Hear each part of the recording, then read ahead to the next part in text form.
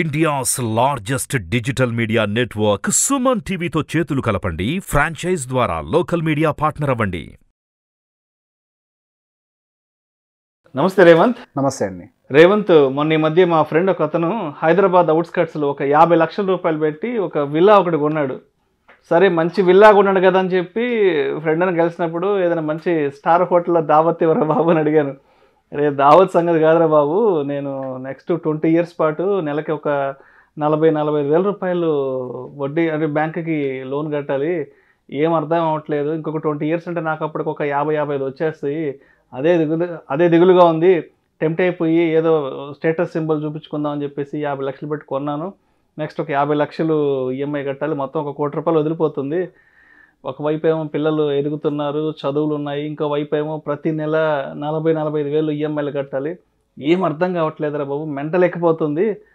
సరే, నీ దగ్గరికి చాలామంది ఫైనాన్షియల్ ఎక్స్పర్ట్స్ వస్తుంటారు కదా, వాళ్ళని ఏదైనా ఒక సలహా అడిగి చెప్పు, డెఫినెట్గా నేను అది ఫాలో అవుతాన్నారు. మరి మా ఫ్రెండ్కి వచ్చిన ఈ యొక్క ఏదైతే ఇబ్బంది ఉందో, ఈ బ్యాంకు వడ్డీ భారం, మరి దీన్ని తగ్గించుకోవడానికి ఏదైనా ఉపాయం ఉంటే తెలియజేయగలరు రేవంత్. సార్, ఇల్లు కొనటము అనేది is always like middle income group పీపుల్కి ఒక పెద్ద టార్గెట్. డైరెక్ట్గా డబ్బులు పెట్టి కొనటం అనేది లిటరల్గా అసంభవం కూడా. అసలు చాలా కష్టమైన 50 లక్షలు ఎవరి దగ్గర క్యాష్ ఉంటుంది. ఏదో 5 లక్షలు 10 లక్షలు డౌన్ పేమెంట్ కట్టేస్తాం మాక్సిమం. అంత క్యాష్ పెట్టుకొని దిగడం కూడా సాధ్యం కాదు.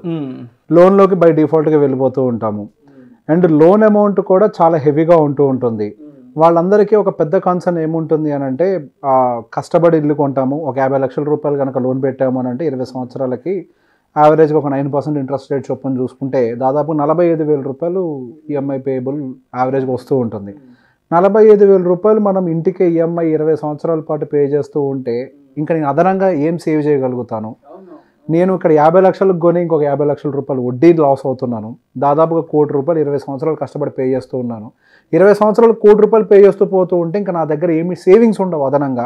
నా పిల్లల ఫ్యూచర్ ఏంటి, అసలు నా రిటైర్మెంట్ ఏంటి? ఇప్పుడు ఇల్లు ఓకే, నేను కష్టపడి మొత్తం పే చేస్తాను, ఇంకా నా రిటైర్మెంట్కి డబ్బులు ఎక్కడ?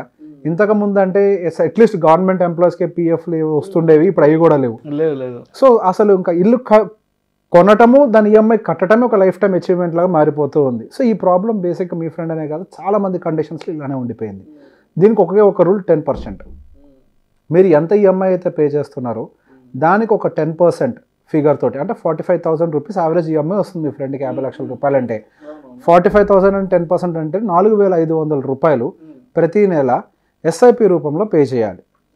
ఎస్ఐపి రూపంలో 14% to 15%, 14% యావరేజ్గా రిటర్న్ వచ్చే ఫండ్ని సెలెక్ట్ చేసుకొని కనుక పే చేస్తే, ఇప్పుడు 14% రిటర్న్స్ అనేవి మిడ్ అండ్ స్మాల్ క్యాప్స్ యావరేజ్గా ఇస్తున్నాయి.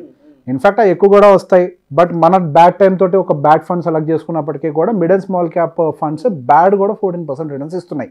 సో 14% రిటర్న్స్ ఇచ్చే ఫండ్స్లో కనుక ఇన్వెస్ట్ చేసుకుంటే every month just like SIP అక్కడ 4,500, 10% ఆఫ్ ఇట్. అంటే ఇది అందరికీ అప్లై అవుతుంది. 60,000 వాళ్ళు అయితే 6,000 చేయాలి, 45,000 వాళ్ళు అయితే కనుక 4,500 చేయాలి. సో ప్యారల్గా అప్లై చేసుకుంటూ పోతుంటే 14% తోటి మనకి ఓవరాల్గా అంటే ఈ ఈఎంఐ కంప్లీట్ అయిపోయే టైంకి మన దగ్గర యావరేజ్గా 59 లక్షల రూపాయల వరకు కూడా అక్యుములేట్ అవుతాయి. ఓకే, ఇక్కడ మీరు పే చేస్తున్న ఇంట్రెస్ట్ ఎంత? 50కి సమ్వేర్ అరౌండ్ 50 పే చేస్తారు. సమ్వేర్ అరౌండ్ 57 lakhs అట్లా 58 lakhs ఎంత వస్తూ ఉంటుంది. మీరు ఇక్కడ ఒక 59 lakhs అక్యుములేట్ చేస్తారు ఆన్ యావరేజ్. ఇన్ మిడిల్ చాలా మంది కనిపిస్తూ ఉంటుంది, ఎక్స్ట్రా బోనస్ డబ్బులు వచ్చినప్పుడు కానీ మనం కొంచెం ఈఎంఐ క్లియర్ చేస్తూ ఉందాము, సో దట్ మనకి వడ్డీ భారం తగ్గుతుంది కదా అని చెప్పేసి అనుకుంటుంటారు, ఈఎంఐ భారం తగ్గుతుంది కదా అని. That is the blunderest mistake anyone can do. ఒకసారి హౌస్ లోన్ అనేది స్టార్ట్ అయిపోయిన తర్వాత majority of the interest starting పీరియడ్లోనే గుంజేసుకుంటుంది బ్యాంకు. మీలాగా అందరు తెలియగలడు ఉంటారని, మీకంటే తెలియగలడు బ్యాంకోడు. ఎప్పుడైతే ఈఎంఐలో ఇల్లు కొంటావో నేను ప్రతి వీడియోలోనూ చెప్తాను, it is a business for a builder and a bank person. మనకి ఎప్పుడు కూడా అంటే ఒకసారి లోన్ తీసుకున్నాక ఇంకా తర్వాత మనం రీపే అనేది దాని టర్మ్ ప్రకారం చేయాలి, కానీ ఎక్స్ట్రా డబ్బులు వచ్చాయని చెప్పి దాంట్లో పెట్టకండి. ఎందుకంటే ఇంట్రెస్ట్ ఆల్రెడీ పే చేసాం. ఇంట్రెస్ట్ పే చేసిన తర్వాత అడ్వాంటేజ్ని అట్లనే తీసుకుంటూ ఈ డబ్బుల్ని మీరు ఏదైతే ఈ 4,500 పే చేస్తున్నారో దాంట్లోకి యాడ్ చేసుకుంటూ పోండి. మీరు ఇట్లా యావరేజ్గా యాడ్ చేసుకుంటూ పోయినా కానీ సమ్వేర్ అరౌండ్ మీకు 1.5 crore వరకు, అంటే మీకు రెగ్యులర్గా వచ్చే బోనస్ని యాడ్ చేసుకుంటూ పోయినా కానీ 1.5 crore 2 crore వరకు కూడా మీకు తీసుకువెళ్ళిపోగలుగుతారు వితౌట్ ఎనీ పెయిన్. అంటే ఇది మీరు యాక్చువల్గా నోయింగ్లీ చేసే ఇన్వెస్ట్మెంట్ కూడా కాదు, ఇది ఒక హెడ్జ్ ఫండ్ అనుకోండి. ఇప్పుడు ఒక ఇన్వెస్టర్ ఎప్పుడు కూడా హెడ్జ్ పెట్టుకుంటాడు కదా, మనకు స్టాక్ మార్కెట్ ఇన్వెస్టర్స్ కూడా ఇక్కడ మనం ఒక ట్రేడ్ తీసుకుంటే దానికి హెడ్జ్ పెట్టుకుంటాం. ఇది కూడా అలానే ఒక హౌస్ లోన్ తీసుకున్నామని అంటే దానికి ఒక హెడ్జ్ పెట్టుకుంటాం అని అంతే. ఒక రకంగా దీనివల్ల అడ్వాంటేజ్ ఏంటి, బై ఎనీ ఛాన్స్ మీరు ఎర్లీగా రిటైర్ అయిపోయినా, ఎర్లీ రిటైర్మెంట్ తీసుకోవాలనుకున్నా you'll have fund ready to retire. And ఏదన్నా బై యాక్సిడెంటల్గా మనకి ఏదైనా జరిగినా ఫ్యామిలీకి ఇది ఒక సపోర్ట్ కింద యాక్ట్ అవుతూ ఉంటుంది. సో ఇదే మీకు ఫ్యామిలీకి ఫార్వర్డ్ అవుతూ ఉంటుంది. 60 years దాకా అందరు లైఫ్ స్పాన్ ఉంటుంది అంటే గ్యారంటీ లేదు.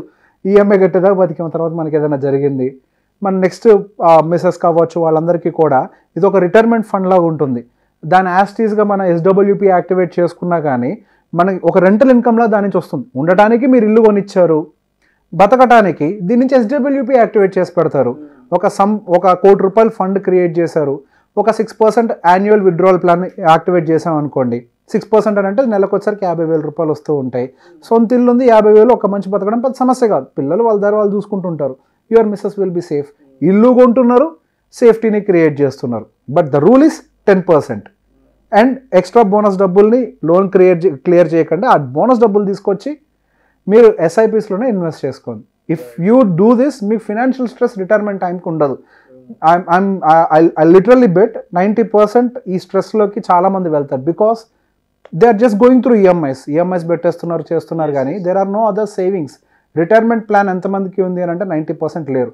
ఒకప్పుడు అంటే గవర్నమెంట్ ఎంప్లాయీస్కి అట్లీస్ట్ ఉండేది, ఇప్పుడు వాళ్ళకి కూడా గవర్నమెంట్ ఎంప్లాయీస్కి కూడా రిటైర్మెంట్ ప్లాన్ అనేది ప్రాక్టికల్లీ లేదు. సో ఆల్వేస్ 10% ప్లాన్ చేసుకోండి సేవింగ్స్కి.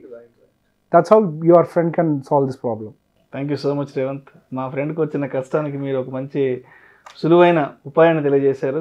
Thank you so much. తప్పకుండా ఈ వీడియో రిలీజ్ అయినాక మా ఫ్రెండ్కి నేను ఈ వీడియో లింక్ షేర్ చేస్తాను. Thank you so much Revanth. Thank you అండి.